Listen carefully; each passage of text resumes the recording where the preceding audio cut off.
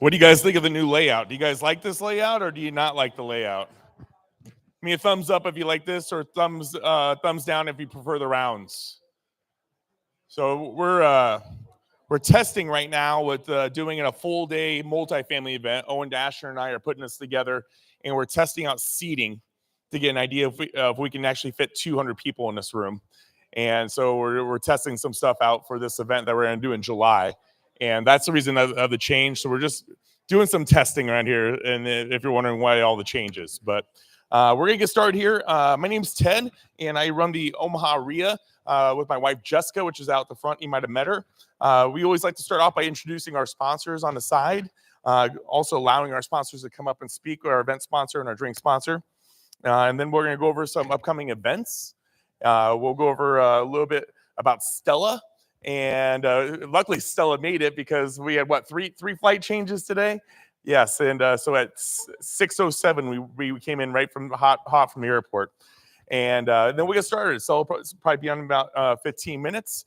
And if you're getting a drink, this is a great time to get a drink. Also, we're going to go over what all of our sponsors had to provide here. And first off, we're going to go over quick because these sponsors will come up and talk. But first off, we have Orange Property Management over here, tonight's event sponsor. We have Austin Compton over here. And if you need short-term, mid-term, long-term apartment buildings, everything, and they'll get more details. Orange is the ones to do it. They're doing all my midterm rentals right now. Over here, we have Al Nelson with Trustworthy Title, tonight's our drink sponsor. And we do appreciate getting our whistle wet. And so how that works is tonight, after the events, so after 8:30, the first round of beers are going to be taken care of by Al Nelson at Trustworthy Title. And that we always say that the best networking happens after the event. That's when the deals happens and the handshakes happen, right? So I'll come up and talk in a minute.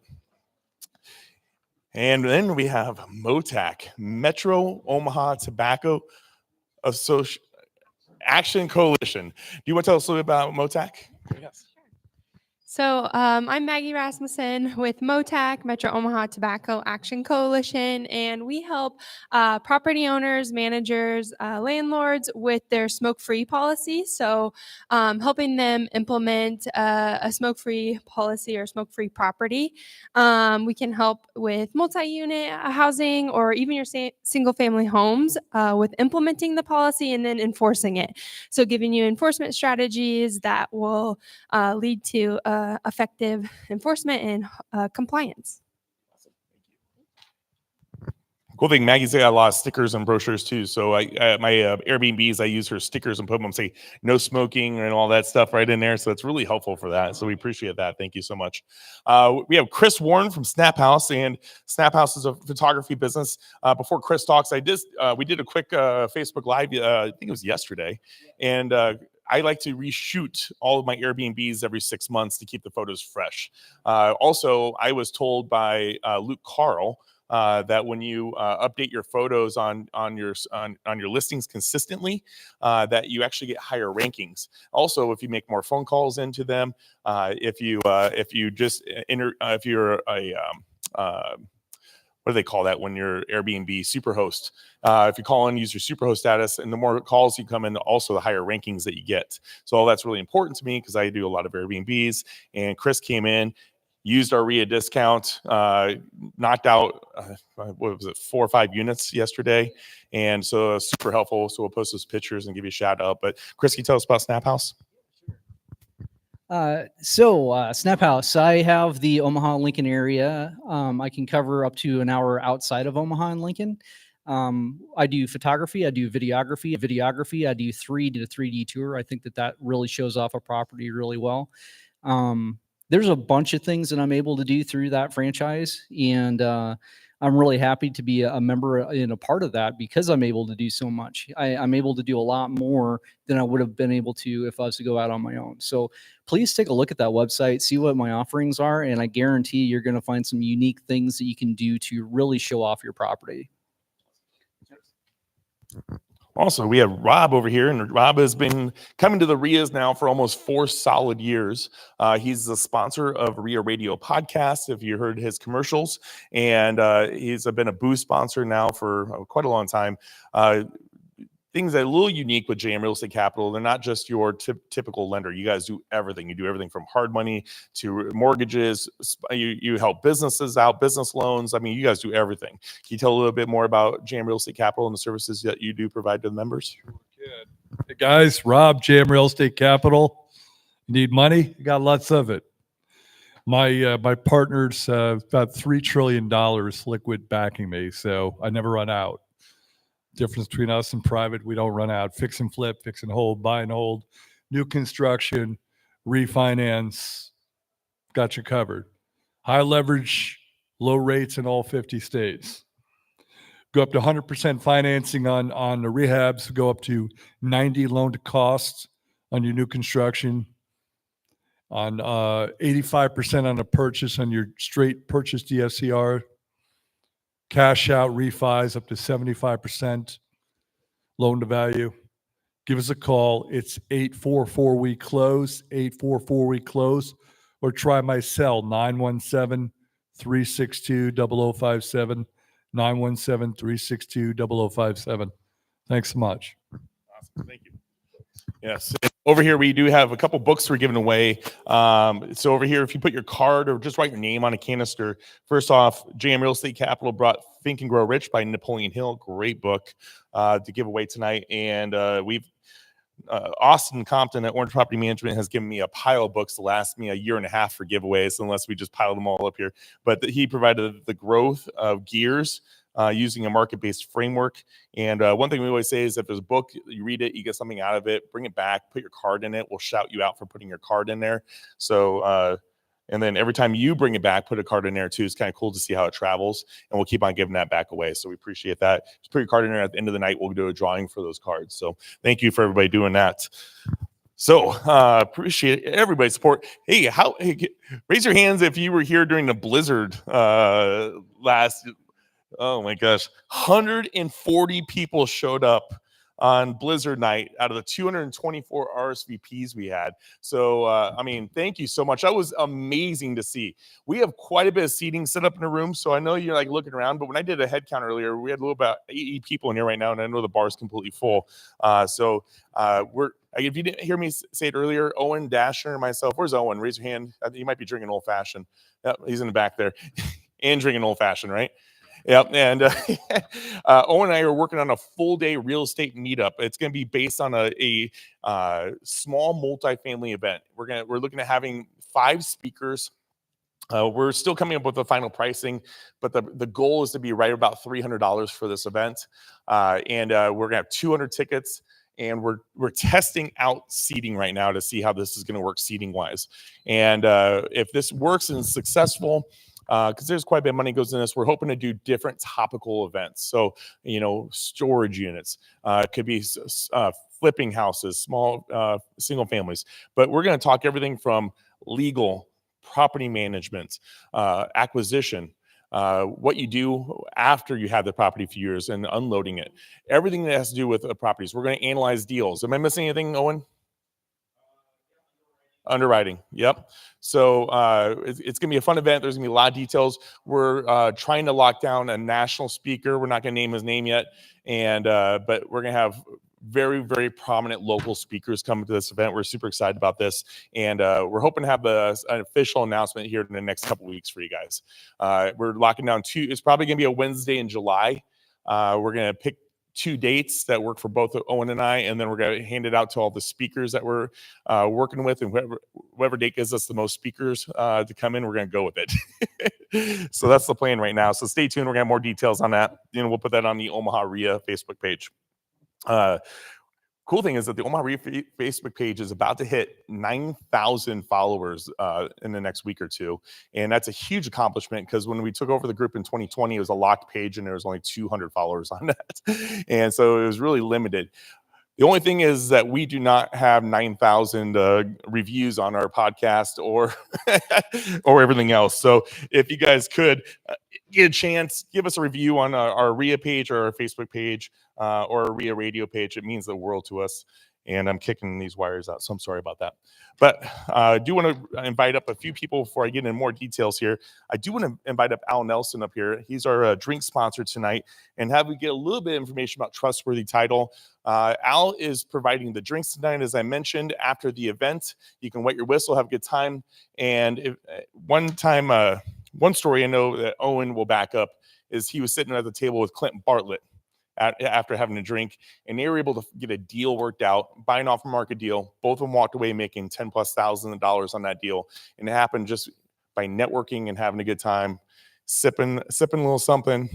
Maybe it's an iced tea, but that's what it's all about. It's networking. The best networking always happens afterwards. So Al, will you tell us a little bit about Trustworthy and what the services you offer? Ted, thank you very much. First of all, Trustworthy Title, we're a family-owned title company. We're independent. We're not tied in with any brokerage. And so every deal that we close is important to us as much as it is to you. And I want to thank everybody that has worked with us in the past. There's a reason why we're a sponsor here at the REIA. This is an important part of our business, and we have a lot of friends in the room. So thank you very much, everybody, for your support. Yeah. Thank you. Sorry. And also, tonight's event sponsor is Orange Property Management. Orange has been with us now for coming on 5 years. My wife is telling me that this June is our 5-year anniversary, by the way. Can you believe that? And so we're toying around with having maybe a celebration instead of a regular REIA event, kind of like we did with our 100 episode podcast party we did, which the 200th episode is already recorded for the podcast. Can you believe that already? But awesome. We come up, tell a little bit about Orange Property Management, services you provide, and why you keep on advertising with us. Hi, I'm Austin with Orange Property Management. A lot of you may know me. For those who don't, we're a full-service management company. We manage short-term rentals, regular traditional rentals, commercial, whatever the best value or purpose of the real estate is. We want to help you achieve it. If you have any questions, come check us out at the booth, show you our website, show you kind of what our tenants look at, and give you a rundown. I would be totally down for a 5-year party, and that's why we stick with you, is for the lure of a party one day. Come see us up at the booth. We're Orange Property Management. Thank you, Austin. Appreciate it, man. Okay, so real quick, and I don't know if you guys noticed, but when you guys walk in those front doors, on the north wall over there, there is a resource table. If you guys want to put your business cards down there, your flyers, no matter what it is, that's an open area for you guys to put your information. So please utilize that. Also, take a look at that, because every event that we have coming up is on that table. We're really diligent about trying to book the events out for the full year. Just give you guys some ideas of what's coming up. So first off, every third Friday, which will be April 18th, at the Railcar Cafe off of 144th and Blondo, we have our REIA luncheon. This is our networking event. This event usually has about 40 plus people at it. The room fits about 45. And surprisingly, we had, I think, about 60, 70, 80 people at one, where they overflowed into the bar. It was crazy. And I don't know why that was so packed that one particular time, but it does get busy. It's first come, first serve. You do not need to be a member to come, so bring anybody you want. There's no presenter. The most presenting you're going to get is me getting in front of the room and saying, this is what's coming up, just like I am right now. Otherwise, it's about getting to know the people in the room. So everybody has to stand up. That's the only rule. What you're looking for in your business, a positive success that you had in your life in the last 30 days, and something personal. Tell us something about your family or something that's been awesome. It's one of my favorite events to do, and I've gotten great feedback off of it. So we do hope you come check it out at some point. We also have May 6th, we have Wyatt Simon. There's some flyers on the tables in front of you. Wyatt is going to talk how to win real estate in the market from 0 to 200K in a month. July 1st, we're going to have Fernando Angelucci. He goes by the storage stud. I was telling Stella about it. She had a little giggle when I was looking up his Instagram handle. We had him on the podcast about a year and a half ago. Did we determine, was it 700 million in storage he's done in 5 years? Is that right? Yeah. So he comes out of Chicago, originally born in Brazil. He speaks extremely well. His business model is solid. I personally would like to get into storage, so I definitely wanted to bring him in so I could learn a little bit more about storage units. And I think you guys will absolutely love that event. So that's going to be Tuesday, July 1st. September 4th, which is a Thursday, please note, we have Megan Ahern coming in and strategic networking, the secret weapon of real estate success. She is now running the CEO of one of Brandon Turner's companies. She's also one of our co-hosts with the podcast whenever Owen and I can't fill in or she just wants to jump in. Also, October 9th, which is another Thursday, and the reason we're doing that on that one is because Bigger Pockets Conference is that Tuesday, and I know about 30 or 40 of you will be at that. So we're pushing to Thursday on that one too. We have David Pickron from Investor to Effortless Landlord. He owns Rent Perfect, and he'll be flying in. He's going to talk about finding the right tenant and automated management. And they're a national REIA sponsor, just like Fractional with Stella. December 2nd, we're going to have Jordan Downey navigating the new tax laws and insights of strategies. He said that they're anticipating so many changes of the tax laws that this might push to January if all this stuff isn't out yet. So we're waiting to find out. If that's the case, we'll have Jet Beals coming in December. So lots of great upcoming events. I hope you guys sign up for them. And all the flyers are outside on there if you do want to take one home with you.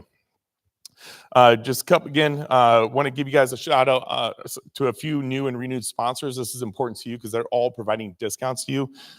We added up yesterday because we're creating a new sales packet for our sponsors. We have 36 local sponsors and 19 national sponsors backing up and providing discounts to you guys. Take advantage of those deals. They're the whole reason that we're able to keep the prices down. $125 a year is not like making big profits here. You know, it doesn't pay the bills. The sponsors pay the bills. There's some REIAs charging $250 a month. I don't want to be that group ever. I want to keep this as low as possible. I don't really care about the profit side of this. My goal is literally to have as many people in this room and provide as much information to you as possible. And it's all these sponsors that are surrounding you, the only reason we can do this. So please utilize them. They're the lifeblood of this company. So I just want to shout out the Momentum Exterior Services with Tom Gurley. He renewed as a sponsor. Fiber New with Gabe Ruiz is a new sponsor. And then CB Homes with Chris Polly is a new sponsor also. And I think Chris is here. Chris, do you want to tell us a little bit about your company real quick? You take 1 minute, or do you want to do that next month? Yeah, come on up. This is a very interesting program he's got going on. We sat down and had a cigar last week. But you just give us a minute or two overview of your company, and then we'll get in more detail later. Thanks, Ted. Yeah, my name is Chris Polly. I founded and started up kind of a different play on getting some attainable housing put in our area here in the Midwest. I deal a lot with Champion Homes out of York, Nebraska. We put in mods, 35% cheaper. We got a better return rate. It's just like a custom built home. It's just done in the factory. We can get a single family home in about 4.5 months from breaking ground. We have a series of some fourplexes that we're doing now that are going to be breaking ground here in Omaha. We've got some going in over in Western Iowa as well. We service all of this area on the outer lying areas of the metro and Western Iowa as well.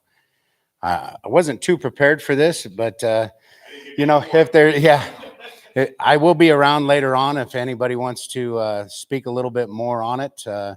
You know, when we talk about how my company was developed, it is about 95% all investor driven. So I only deal with investors and give them the best prices so they can make the most money on the sales. When we're talking about buying houses and so on and so forth, it's a great concept. I've done it. When I put this into place, I made more money selling the homes on market, a brand new home that I can offer a warranty with, and the profit margins were a lot bigger. But if you guys want to talk more on it later on, I'll be out there and have a drink with you. Thanks, buddy. Appreciate it. He's doing a lot of development in rural Iowa. So if you guys have some interest in that, definitely talk to Chris. Just real quick, just want to touch on the REIA Radio podcast. We've had an amazing week or so with this. Loretta McNally just came out, local investor.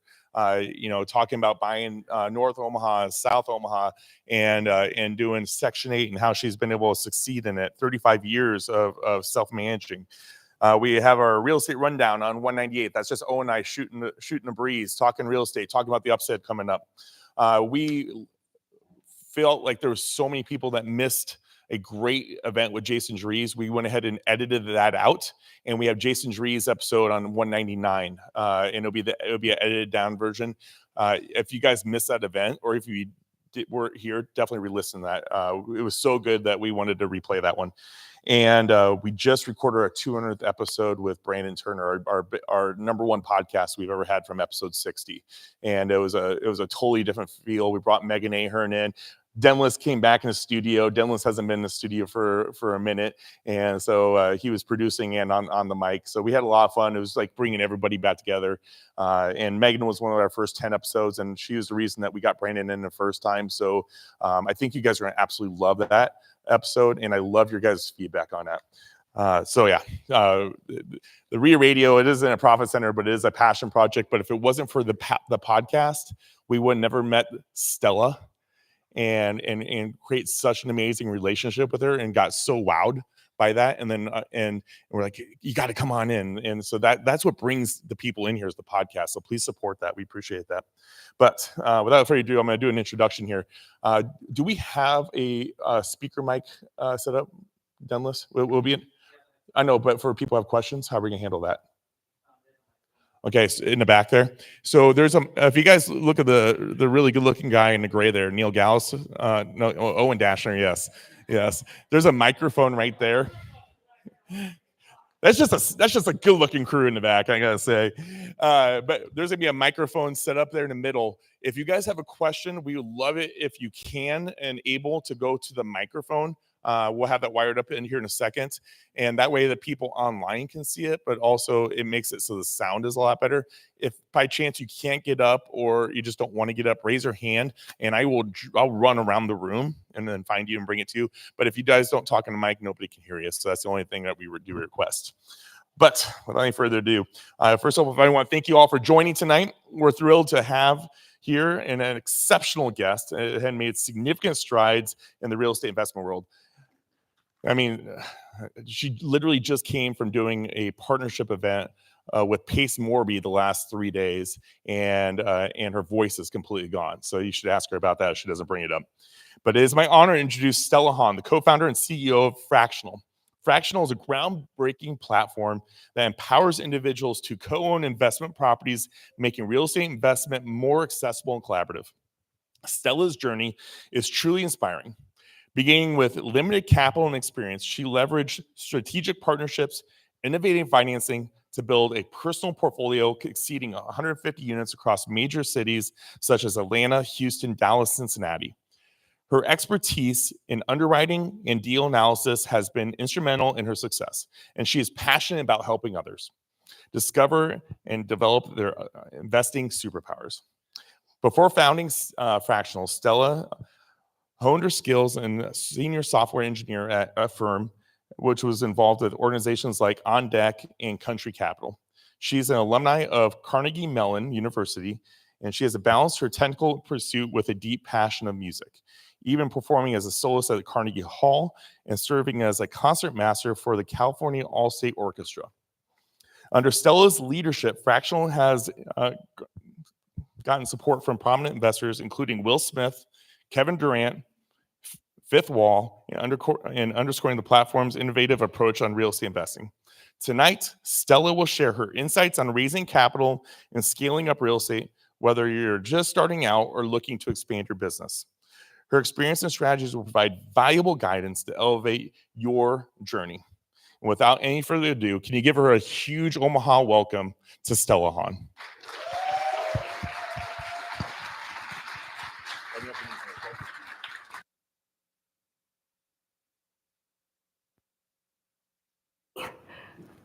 Yes? Okay, perfect. Wow. Oh, Maria. Wow, wow, wow. I am so happy to be here. It's an absolute pleasure. And I know there's some weather jinx going on here, so really grateful that you all made it out here. Ted, you got to do something about the weather jinx. I'm just kidding. I'm just kidding. Well, I know my voice is, not at its best. I sound a little bit like a toad right now. I promise it's not because I just smoked, a pack of cigarettes or anything like that. I'm coming back from another conference, so please bear with me. But we're going to have a lot of fun tonight because we're going to be talking about raising capital. Who wants to raise capital and build their portfolio here? Yeah? Woo! Well, a little bit about me. I am Stella Han. I am the co-founder and CEO of Fractional. I am also a real estate investor myself. I started investing roughly 6 years ago and have been really lucky to build my personal portfolio to a little bit over 150 units. But, didn't start out here from day one. The early days were extremely brutal. I am personally from the San Francisco Bay Area, and it cost $1 million to buy a shack out there. And that was not the money that I had. I wanted to do out-of-state investing, had no idea how that worked. I still remember the days where I was lurking on Bigger Pockets for like 100 hours every week trying to figure out where should I buy it, how does all these things work, how do I even buy something where I can't like touch and feel the property. So I was really, really, really overwhelmed. And I actually had my breakthrough moment by investing and partnering with a few other investors who were out buying in Atlanta already. They had a lot more experience than me, and they said, "Hey, Stella, it's okay. You got this. You can, let's pool together the down payment. Let's split that money." And that's how I got into my very, very first property. It was with partnering with other people where I didn't have to feel like I put all my savings on the line to, put all my eggs in one basket for shit to hit the fan, right? Like I was really scared of that. So being able to, put in 10K, it meant a lot to me. And I really felt like I had investors who had my back, where I could really learn the ropes of how investing worked by actually doing it. So that's how I went from 0 to 1. And I kept growing and building my portfolio. And at one point, I was like, man, I'm out of my own money. Where do I go from here? I want to keep buying. I want to keep scaling. And I needed to, recruit other investors. I needed to find other partners, which is where the capital raising part came in. And man, that was just an absolute shit show when I started doing it. A lot of investors around me, they, weren't accredited investors. They weren't super rich, super wealthy. They didn't have 100K to, put in to invest with me, but, they had 10K, they had 25K, they had 50K. And I was like, wow, if we could just pool all this money together, like, yeah, we can go buy something big, but how do I manage all of that? I also had investors who maybe did have, some money, but, trying to convince them to give me 100K for the very first time, very, very, very difficult. But, they told me, hey, I'm willing to try this out with you. If you could take, a 25K check, like it would be an instant yes. So I was, stuck with trying to figure out how to, pool all these people together. And I ended up attempting all of that manually. It was a very, very chaotic process. And I'll get to that in just a bit. And, in traditional world, right, people talk about syndication. They talk about setting up a fund. And that is just very, very complex to navigate, right? You've got to bring on lawyers, you got to bring on, all these regulations with the SEC. There's so many back office tasks and compliance, all of that. Also not something that I wanted to deal with. It's just, a lot of work, a lot of coordination. And for my very first raise, I actually ran into this problem where 2 days before closing, half my investors who gave me a verbal commitment did not send me their wires. And I was like, holy shit, what do I do? Like, where am I going to come up with half the capital? And in 2 days, I'm going to lose the deal. And that's pretty much what happened. I lost the deal. I lost the EMD, and it really, really sucked. So that was just a lot of my personal pain points of, raising capital, and really what inspired me to create Fractional as a platform, because it's so obvious, right? There's so much synergy in early investors who want to partner with people who know what they're doing and, have a smaller check.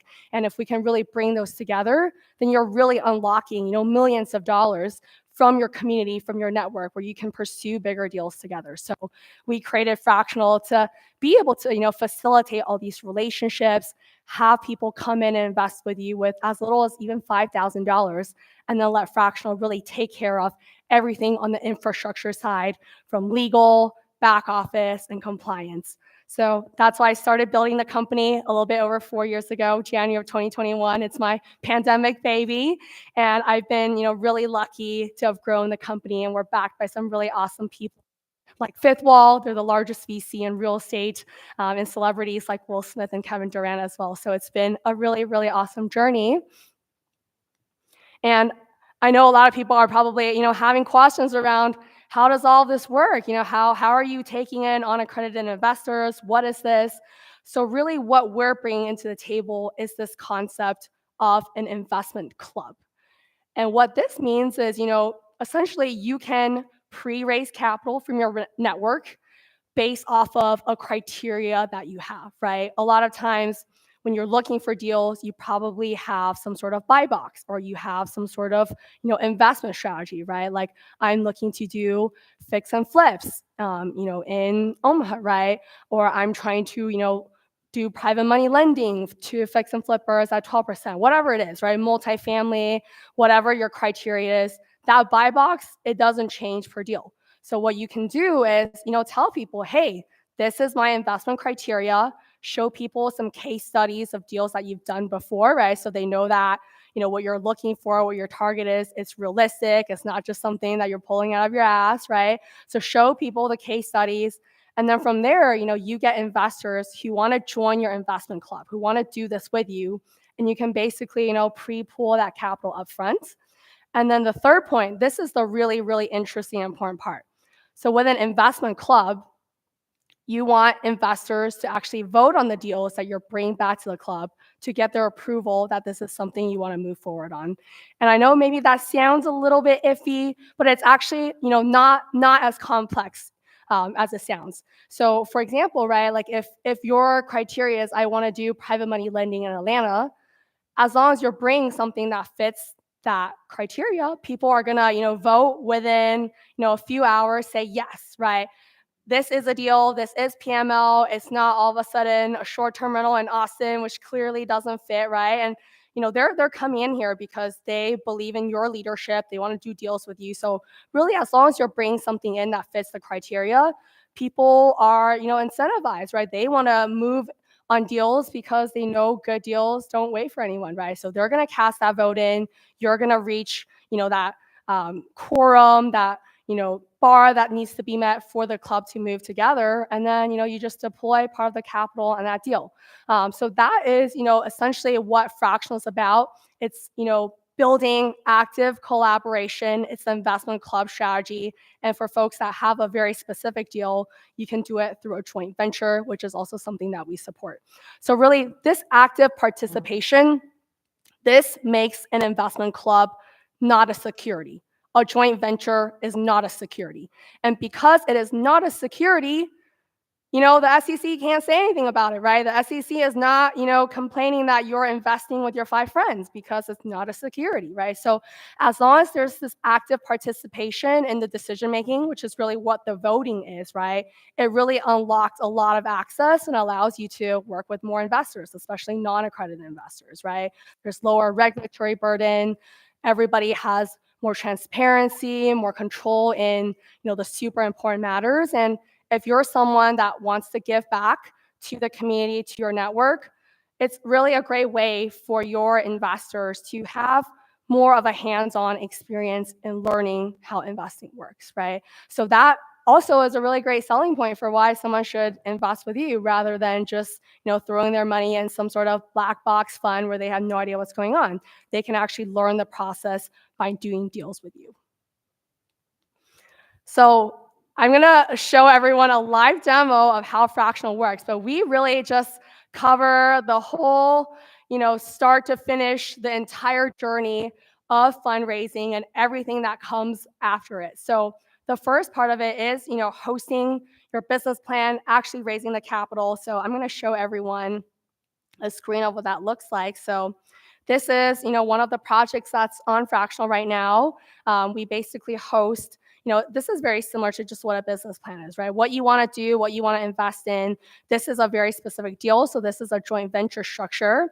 And then over here on this right side, this is where everybody gets to pool together their capital. So you just, share this link. You can host a Zoom presentation, whatever it is, where you want to corral your investors and, tell them about what your vision is, right?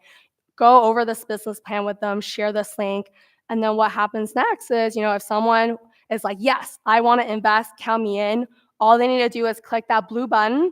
They're going to get to this page here and they can type in whatever it is they want to invest. So generally on the platform, the minimum is $5,000, but you can control what your minimum is. If you don't want too many cooks in the kitchen, you can make it higher, right? 10, 20, 25K, 50, whatever it is. So for the end investor, they just type in however much they want to invest. They can invest this themselves. They can use an LLC, SCRA, all of that works. And then what happens next is we do identity verification on all the investors. So we make sure everyone is who they say they are. No one's a scammer. No one's on some sort of financial crimes list. You have to go through that process as well when you host your project. So just makes this overall group like a safe space for everyone. And then I know earlier, if y'all telling that story of how, I didn't get, the funds that I needed for closing. Well, we have a solve for that as well. We basically brought in the concept of an earnest money deposit, an EMD, into the fractional process as well. So when people say, yes, I want to invest, they have to put 3% of their investment amount immediately right then and there to lock in their spot. And if they flake on you, that money, they're going to lose their money, which is why the flake rate on the platform is just very, very, very low. It's extremely rare because people have skin in the game. They don't want to lose their money. So they're going to be goddamn sure that when they click that blue button, they click submit, they are ready to do this and they're committed to do it with you. So that's what this first stage of the process is. And what's really cool is that this kind of blue marker, it updates in real time. So we have a lot of people who actually like to host a Zoom call and invite everyone in their network to that call to talk about their project. And you get a lot of FOMO in that call because every time you keep talking about the plan, you're continuing down the page, you refresh, this blue thing is going up and up and up, and everyone in that audience is like, holy shit, I don't want to miss this. And then they're, really hitting that blue button to really fill up the project. So that's what, the capital raising side is like. This is another example. This is a club example. This is actually Pace Morby himself doing a $1 million investment club for people that want to do private money lending with him. So super simple, right? You see, he just put what his lending box is. He just wants to do private money loans for fix and flippers for 12%, 6 to 12 months, right? So you just put what your criteria is, show some case studies, right? And people fill that up as well. So that is, pretty much how the capital raising side of things work. And then after that, once we have the whole group together, we know the raise is successful, things are moving forward. That is when we have our legal team come in. We will create the LLC. So that's the entity where all your investors are going to be members of that LLC. That LLC can hold title. That LLC can have a joint venture agreement with you. If you don't want to be in the LLC, you can have a profit sharing agreement. There's a lot of different ways to kind of customize this. We create our operating agreement for the investors that are working together so everybody is aligned. We create the EIN, the business accounts, all of that. So you don't need, to hire a lawyer to organize this. We've got it all structured within the platform. So now, you've officially formed the group. You're moving forward. You've bought the deal. What happens next? So this is, pretty much post-closing. We create a private community page for you and all your investors to live in together. And this is where a lot of the collaboration happens. This is where, as a product, we're proving that this investment is collaborative and it's active. So, here you can share updates with your investors. They can ask you questions. It's all hosted in one spot. You don't have to DM, 30 investors and answer all their questions, right? That's extremely inconvenient, to say the least. So you can host all that in one spot here in the community. We also provide read access to the bank ledger of your LLC as well. So this is, I'm actually showing a real LLC that's hosted on the page. You can see, very, very transparent, right, for all your investors. They can see all the income, all the expenses that are happening, so they understand what's going on with the investment. And you can see for this group, they were obviously very successful. They had, 200K profit that they needed to disperse out. And that's something Fractional takes care of as well. You don't have to send 30 wires or whatever it is every month. We obviously know how much each person invested. We make the cap table. We know the percentage ownership of each investor.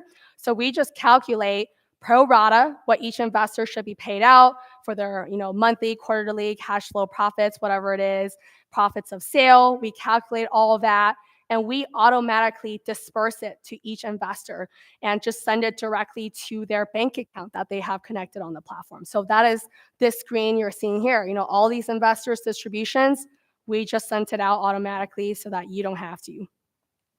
And then the very last part's bookkeeping. Since, we have access to the bank account and read access, right? We can, do P&Ls every month. You can send that to your investors. We also file taxes for the LLC every year. We create K1s that we will send out to all the investors.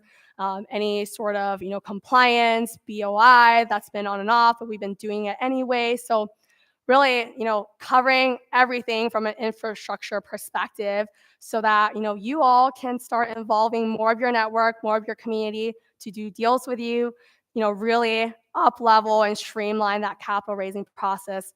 Focus on your deals, focus on your people, and let us take care of everything behind the scenes. So that's, pretty much everything about Fractional. I don't want to ramble on forever. We'll love to, take questions. For anyone that's interested in hosting our project, we would love to have, a one-on-one consultation call. Everyone's, projects and business plans are obviously very different. So feel free to scan the QR code. Maybe if we can pull up my slide again, just, but happy to take questions.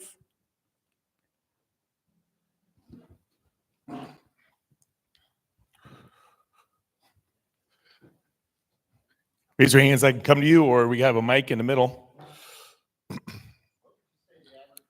Here, hold on a second so we can get you online. Yep. Here you go. What would you say the most average return most people get? Yeah, that's a great question. So I would say, it really depends on the deal and, that person's access or their network's access to deals. Generally, what we see on the platform, 10 to 20% annualized returns. I mean, even that is a really huge range.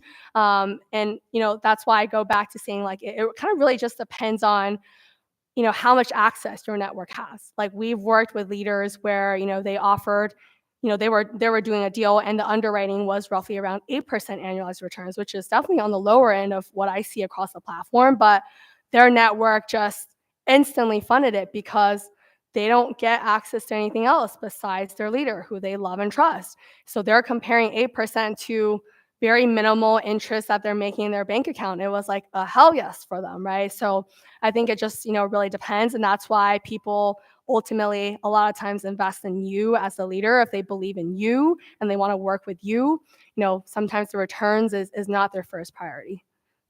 Does that answer your question? Okay, perfect.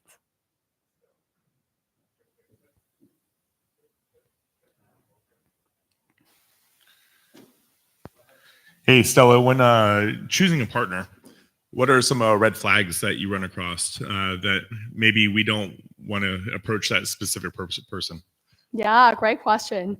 So personally for me, I'm a numbers person. I come from the software engineering world. So I'm a big, spreadsheet gal. So I look very closely in underwriting, and I'm generally on the more conservative side. So we emphasize a lot in pretty much at the bottom of every project, you'll see this disclosure that says every investor needs to do their own due diligence. Obviously we can't tell you what you should invest and you shouldn't because that's a very personal question. But for me, when I'm looking at a project, I definitely click on the spreadsheet of how the leader is underwriting their, opportunity. And if I see things like, 1% vacancy, I'm like, that's not really how I think about things, right? Like that is extremely aggressive. Or, if someone is doing like construction, they're like, oh, it will easily take me 3 months to finish this. And if I know the area, I'm like, no, like that doesn't make sense. It might take you 6 months to even a year to get the permits, right? So I think really look into who you are as an investor. If you're, more risk averse, if you're more conservative, you definitely want to make sure that your leader or who you're working with, has a similar investment style as you. I think those pieces are definitely really important. Does this work for international investments and investors? So we focus on projects in the United States, but for investors, as long as they have an ITIN, because Uncle Sam wants to track everyone here, as long as you have an ITIN, you can invest.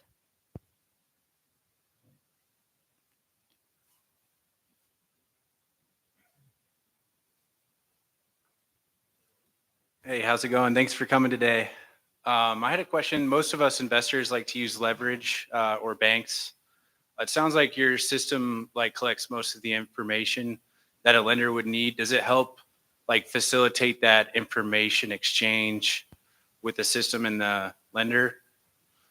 It seems like it probably collects all their financial data, maybe their personal income statements and stuff like that. Does that kind of help with that process at all? Yeah, I mean, if you have everything, it certainly helps, right? I think the more transparency you can provide to investors, the more trust you're going to build. So yeah, I mean, definitely come with as much ready as possible to put it on your fractional page.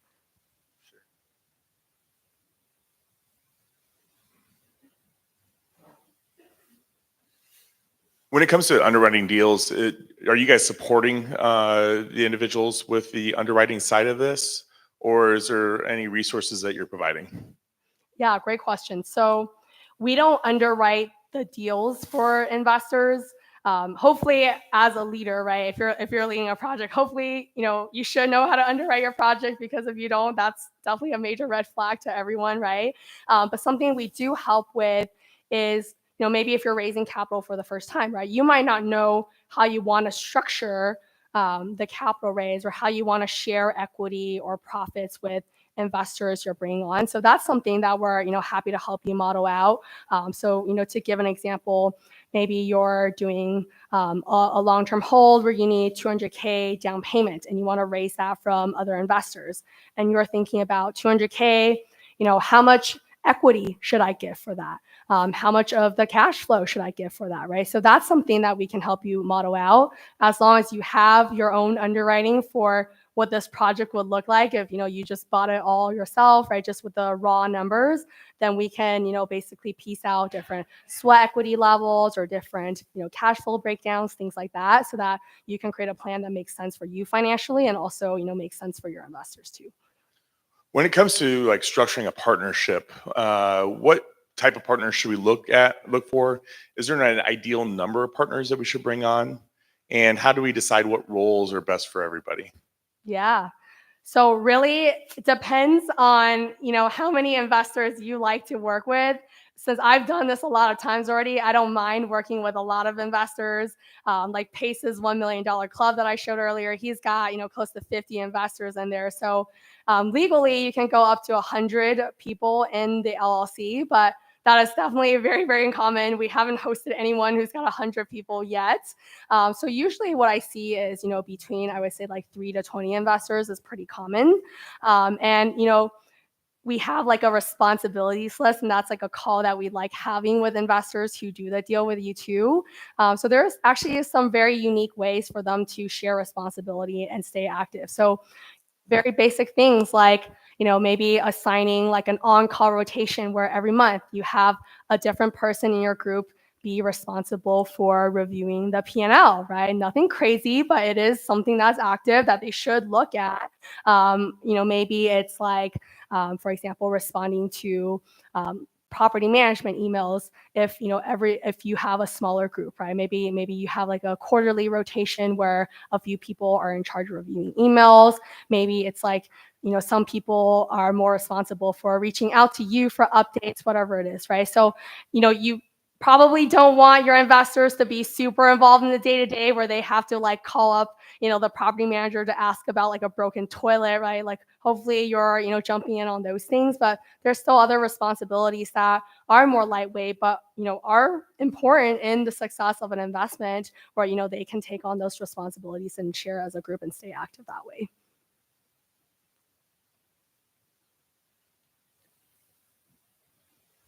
Sorry, Ted. All right. Hey. So, fairly new investor here. Is there a section on Fractional for like all the newbie investors who've never done like a partnership or anything like that, but kind of like, hey, here are the like the newbie deals if you guys want to get into it? Yeah, so we have another community within Fractional called Accelerate. So this group gets to see, around, I would say, 4 to 8 different deals every week. So we bring on different leaders who are pitching, their idea to our Accelerate community. So, it's actually a really great way to build out your underwriting muscle and just see, what different people are doing. And if there's anyone that, interests you, you can put in a $5K plus check and partner with them on a deal. Oh, perfect. Thank you. Yep.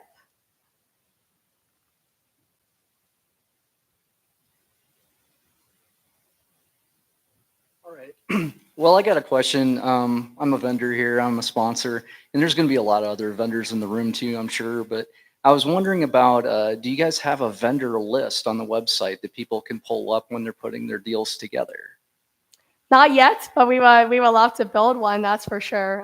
We definitely prefer vendors where we have a very scalable process where we can hand off things very easily with them. So, lenders, SDRAs, even title companies, that's definitely, something that we would love to build out. Miss Han, with California and I suppose some of our preconceptions of insurance, Nebraska has just became the highest insured premium for residential properties. So how would you, as an investor,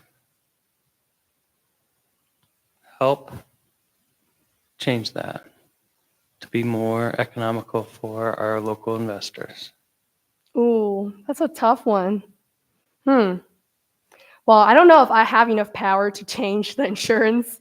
I think, insurance companies are, charging their premiums because of a lot of reasons. But I think it means you have to be more creative as investors, right, on how you're going to make, the numbers work, right?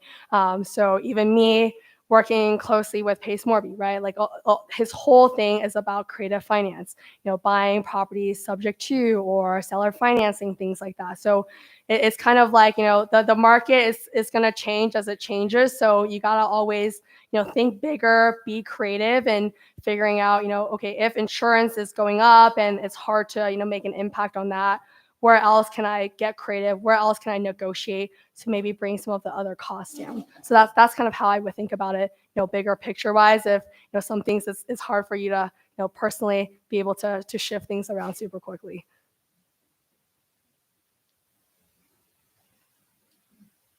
How's it going? It sounds like Fractional does a lot of the upfront work and provides a lot of value. How do you get the value back? Is it a subscription service? Are you taking a percentage of the profits on each investment? How does that work? Yeah, great question. So for our pricing, we don't make any money unless the raise is successful and the group is moving forward. So, there's no harm in trying. You can only go up from trying, essentially. So once the group is, successful and they want to move forward, we have 2 types of fees. The first one is a closing fee. It is 2% of the funds raised. So typically, each of your investors to participate in your deals, they will pay 2% of their investment amount, and that covers us, setting up all of the legal structure, getting everybody's payments and investments through the platform, handling identity verification. So all that initial setup, it is 2% of each investor's investment amount. You can choose to cover it, but totally optional. It's very common that investors just pay for that themselves, just to, even have access to working with you and, doing this for a smaller check size.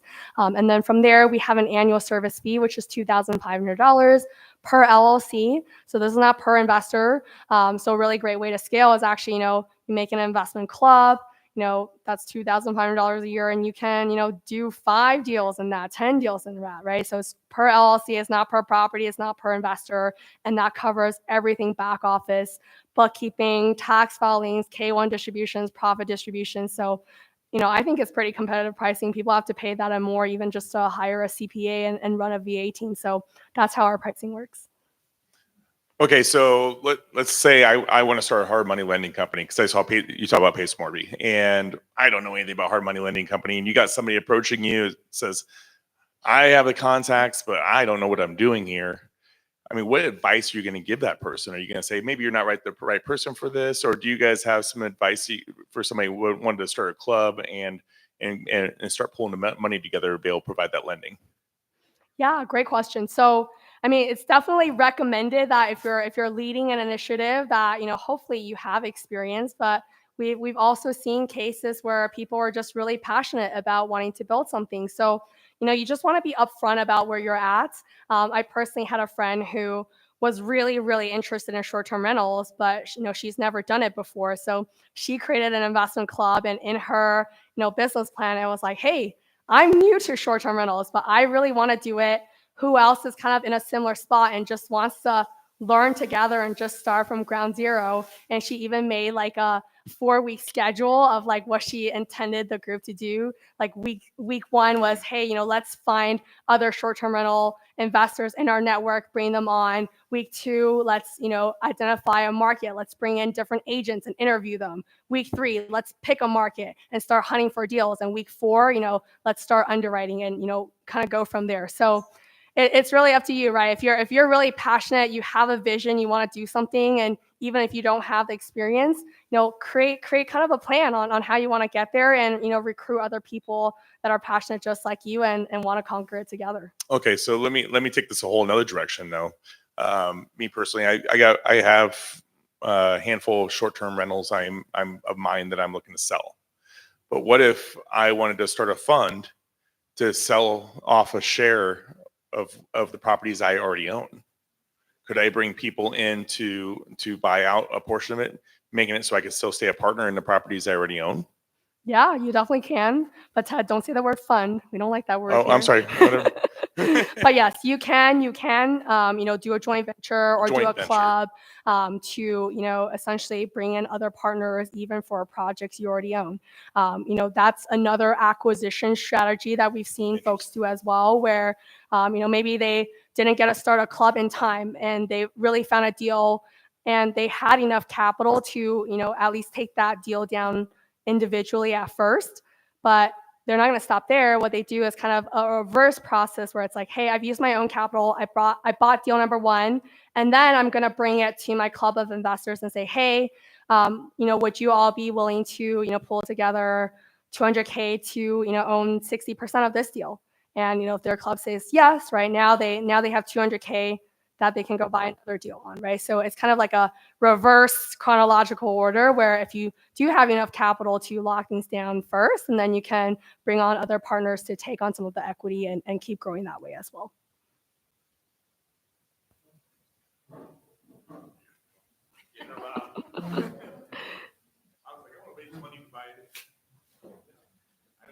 So are you using any bank financing with these projects, or are you raising the funds for the entire project that you're trying to raise?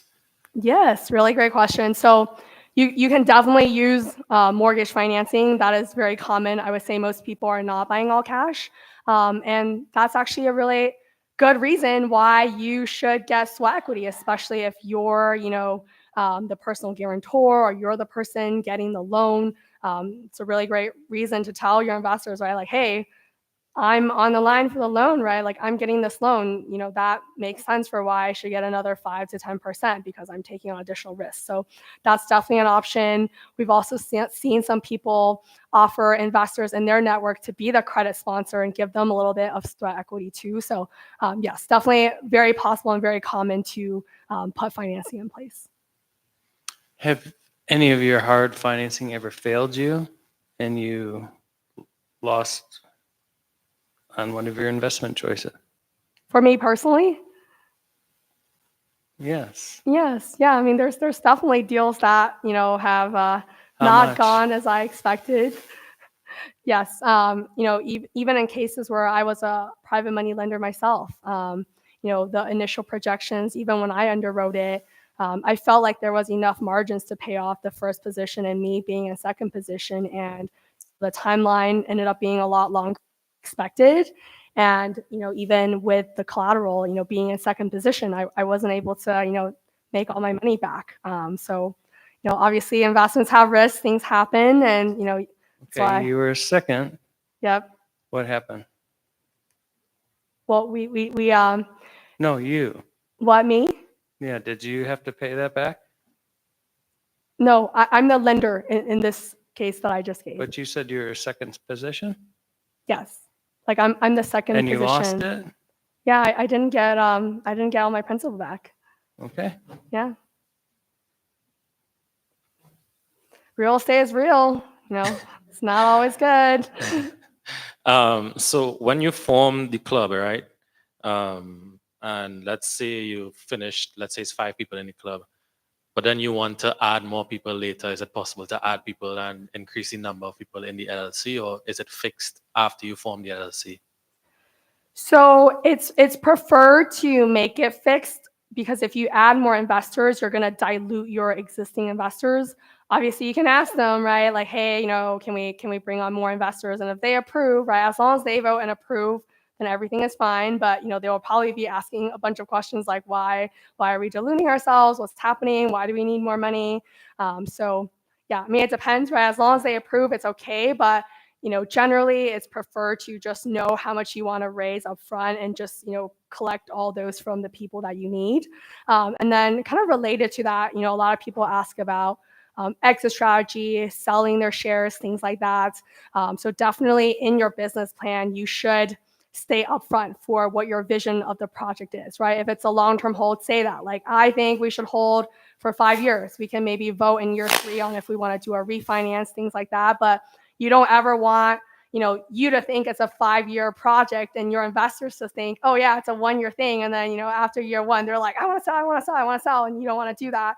So definitely be as transparent and candid in laying out your vision as early as possible when you're pitching what your vision is.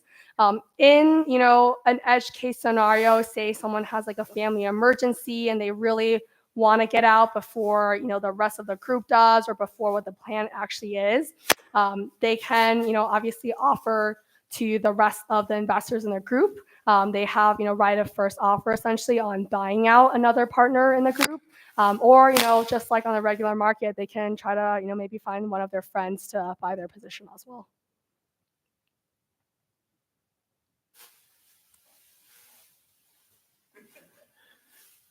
What's the best deal you've ever seen come across your desk that you've been able to be involved in the seat you wear with Fractional? Ooh. Okay, well, I think my personal favorite is this affordable housing multifamily project that I got to be involved in. And I love it for 2 reasons. One, obviously the cash flow is pretty stable because it's Section 8. Once we filled out all of those, not that much churn. We also felt like the tenants took pretty decent care of the property because, they don't want to lose access to having vouchers when they leave and need to find a new place. So it was relatively stable, not a whole lot of work. Once we got everything kind of settled, didn't have to deal with a lot of mess all the time. And then the second reason is, obviously it's a great cause, right? Like affordable housing is a huge problem. And so be able to, make money and be doing something that's, giving back to the community that, really means a lot to me. So that is definitely, one of my favorite projects that I got to be personally involved in. Do you remember any of the details about it, like location? What did it cost? Any of the fun stuff for the nerds? Yeah, it was in Washington, D.C. We got it from the seller. Actually, this is my friend who's a lender, and he basically was like foreclosing on the property because his borrower didn't pay. So that's how we got access to the deal. And then, we got it for $850K and it appraised more than that. So pretty much was getting instant equity. And then he's a lender out in the DC area as well. So he had a lot of really great connections with property management, just, running that whole thing. So yeah, that's kind of how it worked. And yeah, still a part of it and really, really liking it. Kind of a vulture approach. I like it. Okay, gun to your head, you had to pick one market in the United States to invest in 2025. Well, I'll give you a little runway here, 2026 also. What's your favorite market based on everything you know right now?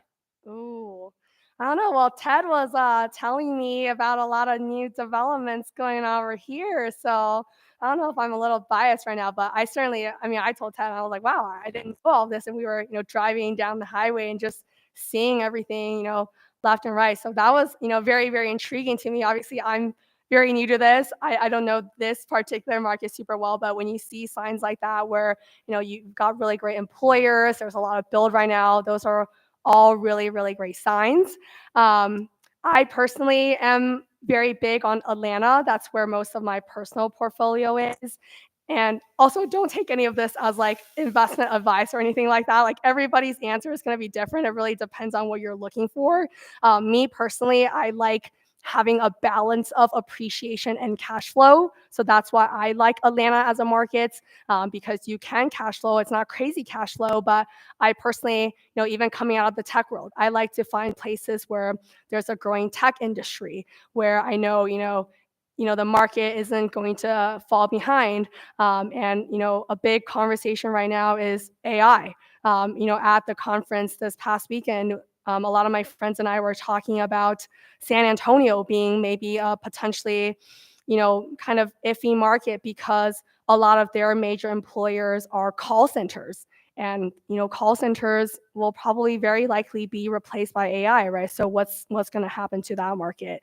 So yeah, I think there's, definitely a lot of open questions. I think, you got to self-reflect on what matters to you. Is it cash flow? Is it appreciation? Is it stability? Whatever it is, that ultimately impacts your strategy, and what market and what kind of investments you make.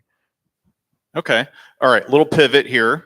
What is the smallest deal and the largest deal that you've ever been involved in since you've been at Fractional? Smallest deal, I would say it was just around 4 of us pulling together roughly $150K, just to buy a single family home and, rent it out long term. So just, super basics, all of that. Largest deal, we've bought a portfolio of 22 duplexes in Atlanta. That's something that I was involved in. And we kind of joked oh my gosh, this whole street is owned by us. We're kind of creating our little mini neighborhood. So that was a lot of fun. Okay, question from fans here. When you're looking at this, you put together a deal. It operates for a while. When do you know when the right time to exit is? Good question. So, obviously there's the business plan up front, right? But, things change. So I think, the leader should have an idea of what they think is great returns that will make everyone happy and they're happy about it as well. I did a project out in Cincinnati with a leader where initially the plan was to hold around 5 to 7 years.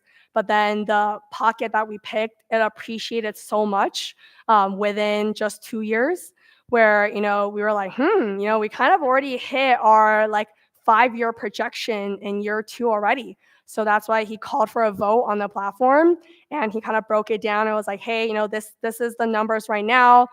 literally he was getting, cold calls from, buyers on the market giving like verbal offers on the property.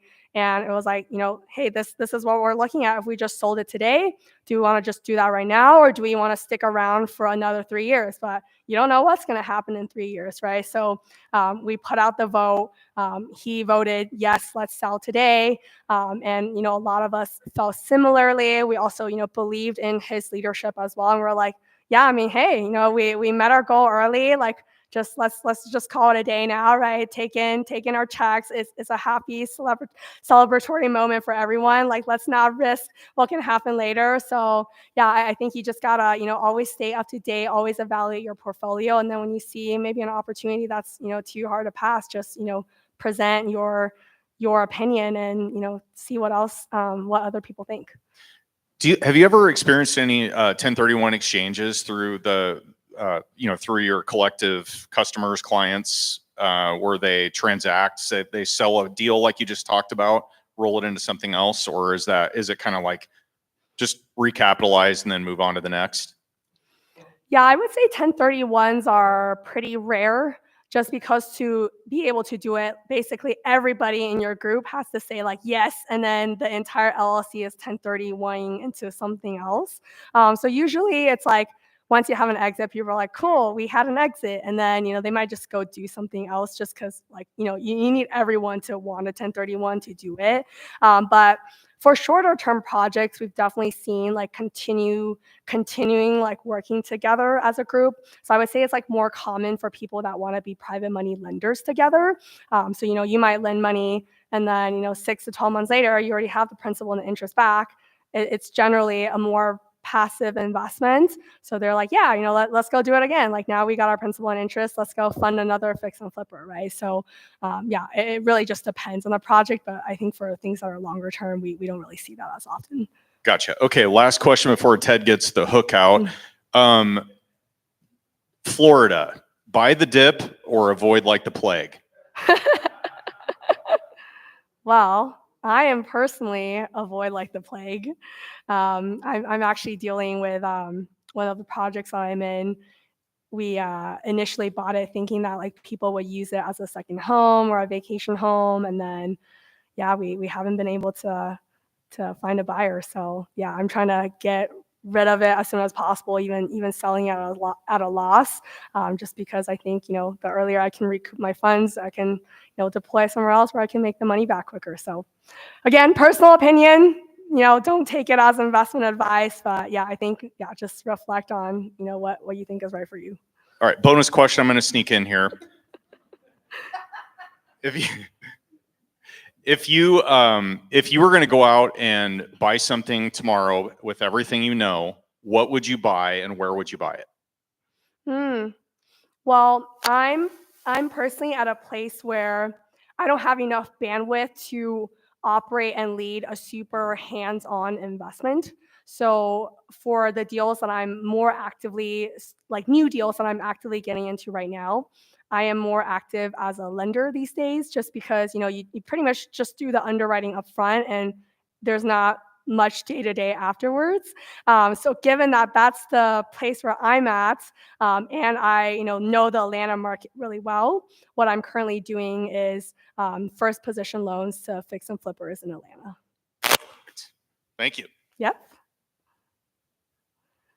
All right. Oh, one last question. 2 more. Okay, let's do it. So on your platform, what's the ratio between investors and Here you go. Is this better? All right. Yes.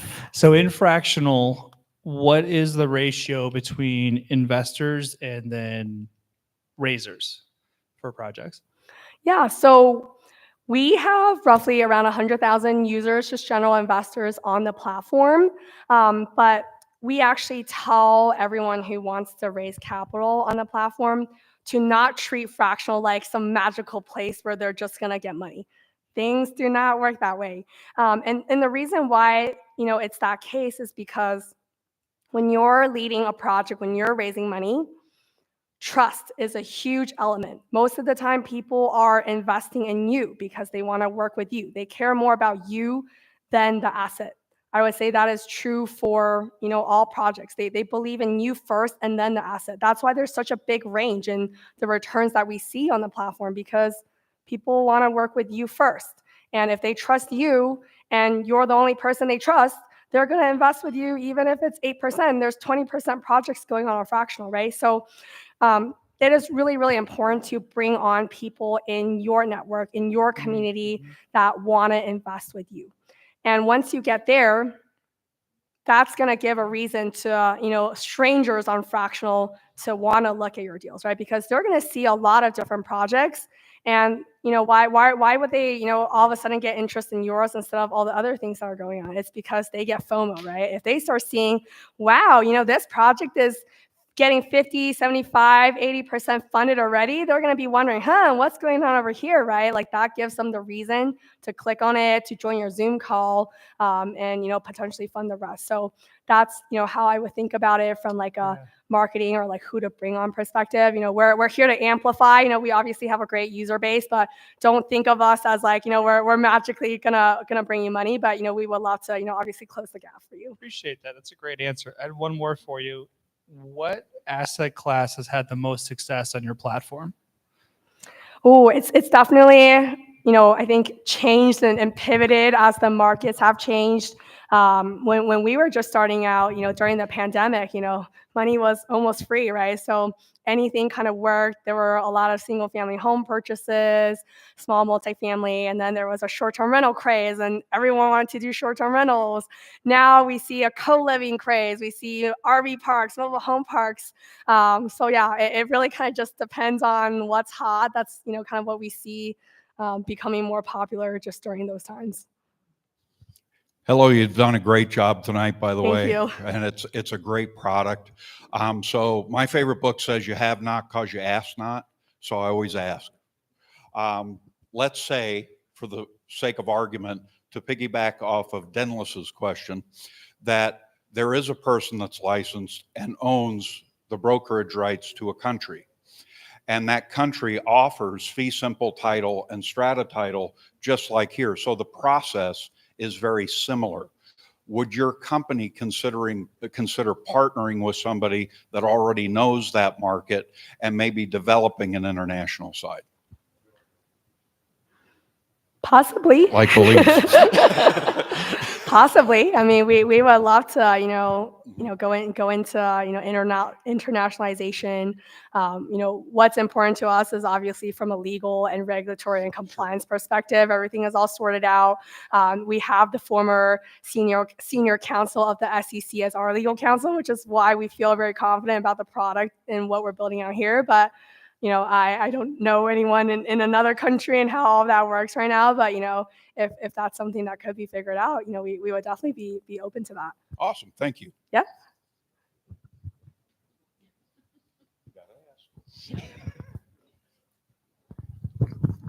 Any other questions? This is the chance to get up on the mic. I can come to you if it's easier. Any last minute questions? Okay. When it comes to one of these big pivot moments where you throw up a vote, does Fractional have criteria on that? Do you need 100% of the vote? Does a certain amount of equity holders need to have the right vote? How does that work? Yeah, great question. So we don't ever want voting to be like a chaotic thing where it's like blocking the group from making a decision. So we actually have like a standard suggestion that one sets a quorum for what counts as a valid vote. And then from there, we suggest kind of tiering your votes based off of how important a decision could be. So let's just take a long-term hold, long-term rental kind of scenario, for example. So things like firing or hiring a property manager, important, but not like super critical decision, right? So you might say, as long as 60% of ownership agrees, out of the votes voted, as long as it's a quorum, right? Like we can move forward on that decision. But something that's like a refinance, definitely a bigger deal, right? Maybe you want 70% of ownership degree. Selling the house, probably one of the biggest decisions you'll make, right? Maybe you want 80, maybe you want 90. So that's a way that we kind of promote efficiency in terms of decision making, is tiering how important a decision is and putting them in different categories. That way, for smaller things you can move faster, and then for really mission critical decisions you can gather more opinions from your group before taking a certain direction. Hey, Stella, in regards to legal, I know that you guys said you offered legal services. Is it still advised that we have our own real estate attorney involved in this, or does your company have all the legal in-house to do that?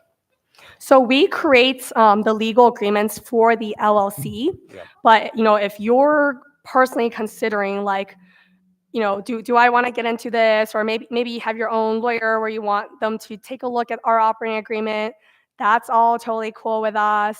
A lot of people have tax questions as well. Obviously, we file taxes for the LLC and do the K-1s, but we're not your personal CPAs, and we're not your personal tax advisors. So, if you have specific questions around how does this deal impact my income and things like that, we unfortunately can't answer those questions. So you would definitely want to take those to your personal tax advisor. And I'm sorry if you already mentioned this before, but should we be creating our own LLC ahead of time, or is that for this, or is that needed? It's not needed. So on the investors end, they can invest as themselves. They can invest as an LLC if they have one. They can use their SDRA. All that works. For you as the leader, if you have your own LLC already and you don't want to join the fractional LLC with your investors, that's also okay. You can create a joint venture agreement between fractional LLC and yourself or your LLC, but you don't need that. You can also just join the fractional LLC as a member. So there's a lot of different ways to structure it, which is why we love doing the consultations calls, because everyone's vision and business plans are so different. So we just want to make sure we can create a really great project for you and let you explain that to your investors. Any other questions? Yes, Chris. All right. So I was wondering about offloading properties or retirement, because I've seen some of that from some people. Maybe they just have too much work to do and they're just trying to scale back a little bit. Is this a good platform to utilize for that? Good question. So I would say a lot of things start from a leader who has a vision and a plan and wants to stay involved. So if you're the leader but you want to retire out of it, it's probably not the best fit, because your investors are kind of counting on you to maybe give some initial plan or at least guide the group in some direction. So that's probably not the best fit. But if you're if you're a leader and you're not the person retiring, right, that's certainly a great strategy to acquire, properties for your group and portfolio. So I think that would be the better fit. Any other questions? We'll let Stella conclude. Yeah, it's yours. Well, I think we covered a lot of ground here. You all had very, very, very amazing questions. And yeah, excited to work with all of you on, launching your projects, raising capital together, and really making things community owned. We're all about owner nation over here. So excited to work with everyone. Thank you so much. Thank you.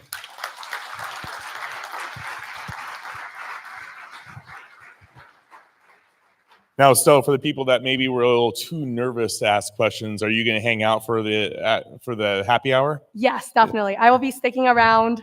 I might sound worse and worse as the night progresses, but try to find me early, and we'll do the best that we can. Okay, great. Thank you so much.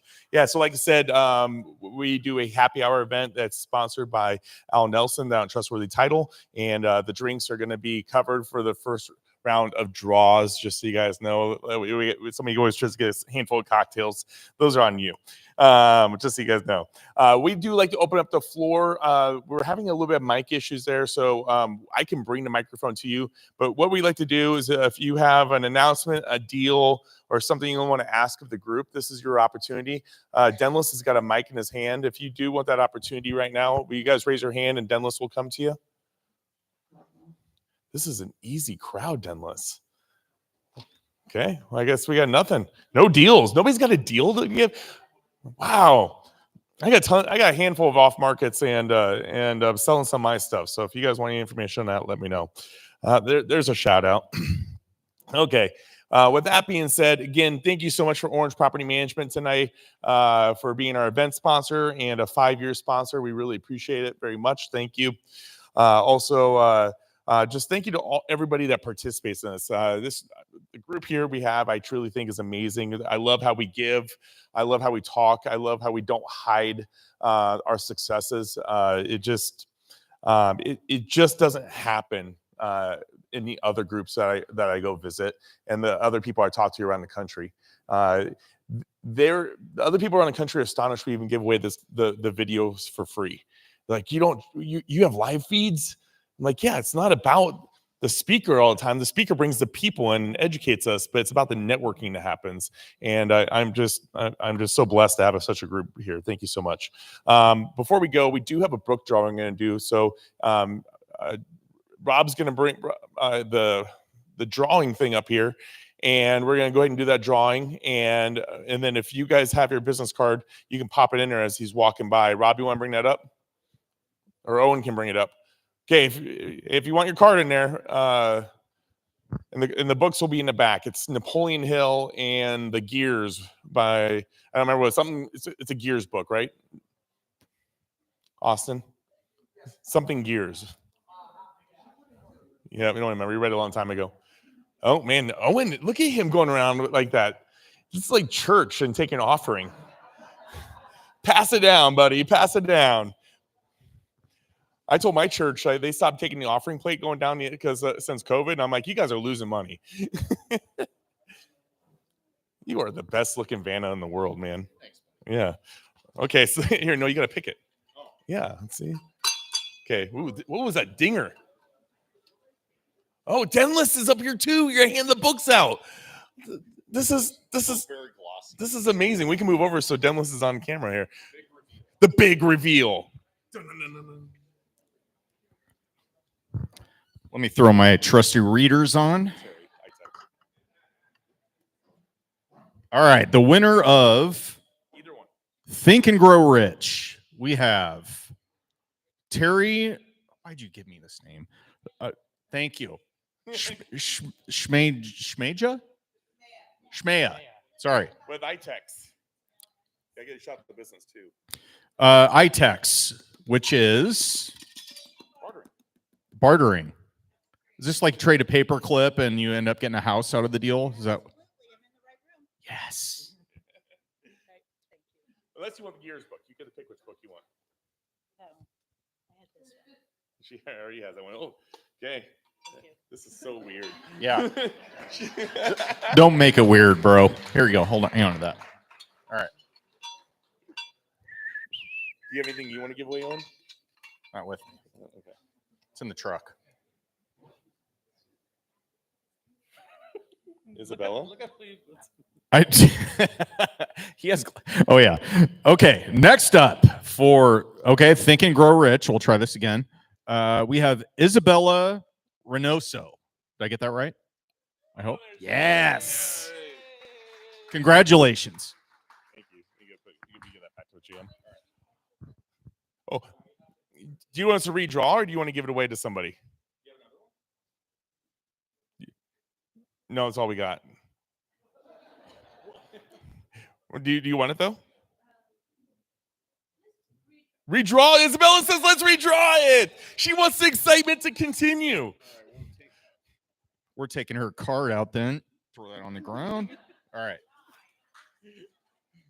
Because she was so nice enough to redonate it. All right. Next up, we have Walt George. Walt George. Are you here? There he is. Do you have the book Think and Grow Rich already? Oh, yeah. You can thank Isabella. She pretty much just gave it to you. Awesome, guys. Thank you so much. We appreciate you guys. And before we go, the biggest thing that you can do for us is give us a 5-star review on Google, on REIA radio platform, whatever format they're on there. We have a whole bunch of scan codes here and on the table. I know I say it every time, but believe it or not, we get 1 or 0 Google review after every time, and it means so much if you guys can do it. So appreciate you guys. Appreciate support. If you guys want to relive this, go to REIA Radio YouTube channel, and you guys can watch any of our events that we've done since 2020 when we took over. And this June marks 5 years, so we're going to come up with something fun to do. Thank you so much.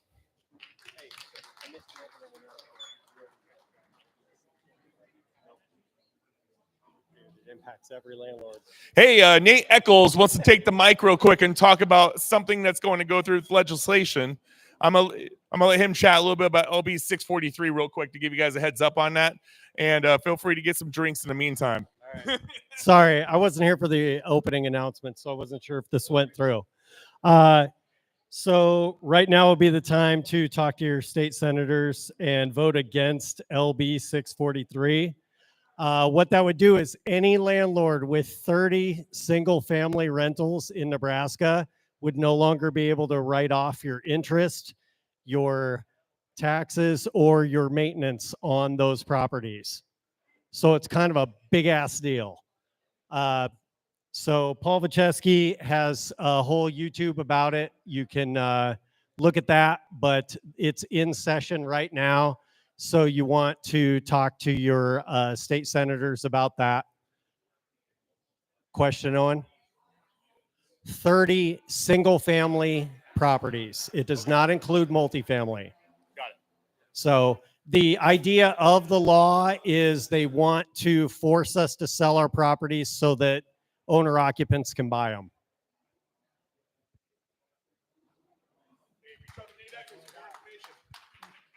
Okay.